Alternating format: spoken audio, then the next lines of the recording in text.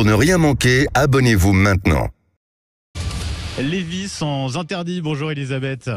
Bonjour Benjamin, bonjour Laurie, bonjour à tous. On revient donc sur cette opération Wuambushu à Mayotte qui n'est, on peut le dire, pas franchement une réussite.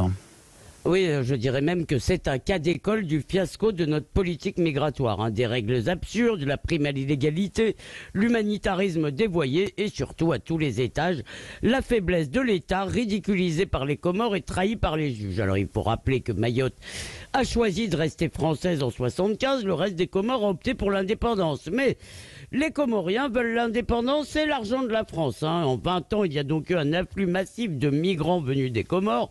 La population a au minimum quadruplé.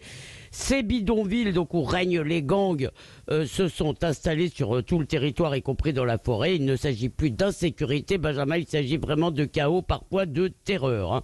Alors l'opération Wuambushu, donc cette opération de décasage, comme on dit là-bas, c'est de destruction des bidonvilles et d'expulsion des clandestins, a été voulue par Gérald Darmanin, mais aussi par les Mahorais, les habitants de Mayotte, qui n'en peuvent plus. Alors bien sûr, toutes les belles âmes de la gauche associative insoumise ont dénoncé une opération xénophobe et même colonialiste qui est presque drôle, parce que ça signifierait que le colonisateur, ce n'est pas celui qui débarque sans être invité, mais celui qui protège son territoire. Le gouvernement comorien, qui se fiche de la France comme d'une guigne, refuse de prendre ses clandestins, vous en avez parlé, et puisqu'on ne peut pas les expulser, le juge qui est saisi en référé suspend l'opération, jusqu'à ce que des solutions, dit-il, soient trouvées pour chacun. Seulement, Benjamin, il n'y a pas de solution à Mayotte, la surpopulation est en train de détruire le 101e département français. Et puis en prime, Elisabeth, il y a donc cet élu qui déclare qu'on devrait tuer des délinquants.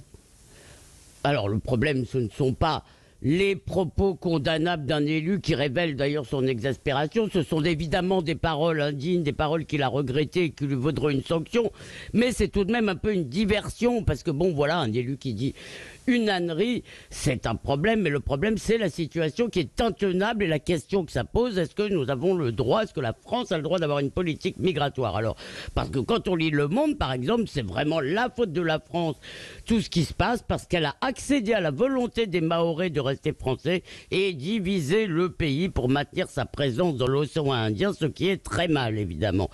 Le problème, ce sont ces règles absurdes, le droit du sol, notamment, qui est une pompe aspirante pour que les gens viennent naître à Mayotte, enfin que les femmes viennent accoucher à Mayotte, et il a été très vaguement réformé. Maintenant, il faut 3 mois de résidence légale d'un des parents pour que le bébé soit français, et bien sûr, vous vous rendez compte, une règle aussi contraignante, bien sûr, 3 mois de résidence, et ça entraîne en plus un trafic de certificats de paternité.